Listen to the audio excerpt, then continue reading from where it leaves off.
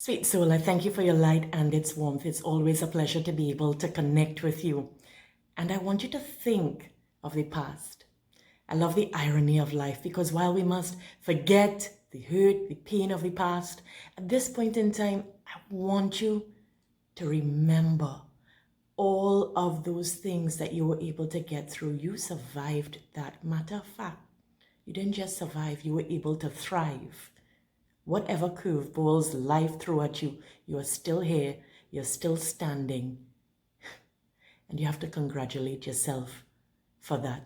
So I want you to put in the comment section, I'm still standing, I'm still standing, I'm still standing. And that is because very often you hear quotes with, forget the past, because it robs you of your future, or you'd hear quotes saying, don't live in your past. Don't regret your past, forget the past, but I want you to remember the past and know that there is profit from your pain. And as you take a quick moment to look back, because as Steve Jobs said, he said it's only in looking back that you're able to connect the dots. So as you look back, I want you to think of every milestone that you were able to get over, everything that you were able to overcome. And it is because of that you are rooted, that you are grounded, that you are able to stand today. So whatever challenge that may be before you, whatever you overcame in your past, you're now going to get the opportunity to overcome in your present and even more in your future. It only gets better. And I want you to speak that positive affirmation in your life that it only gets better. It only gets better. You'd realize everything is only happening for you. More and more doors are only opening up. Matter of fact, any door that closed, it only makes way for bigger and better.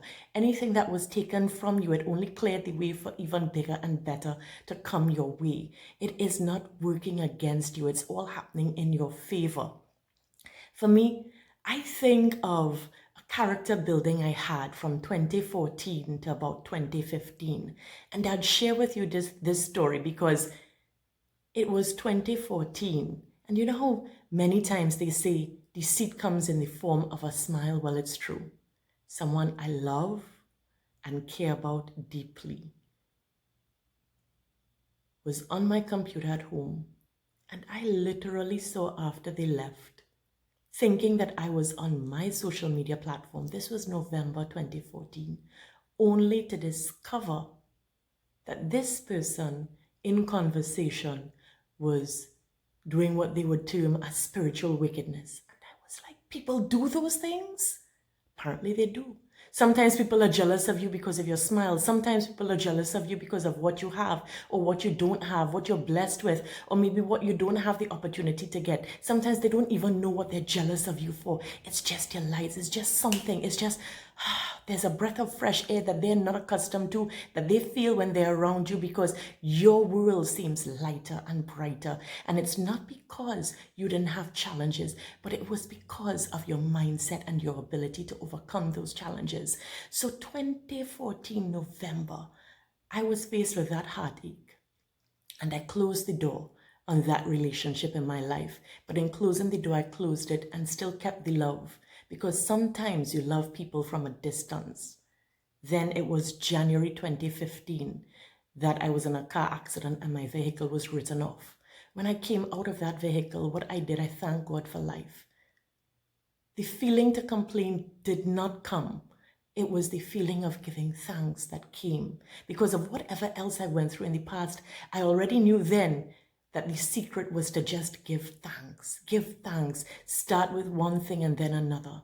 And then it was February 2015 that I walked into a building. A few moments later, this building exploded. It was overwhelming.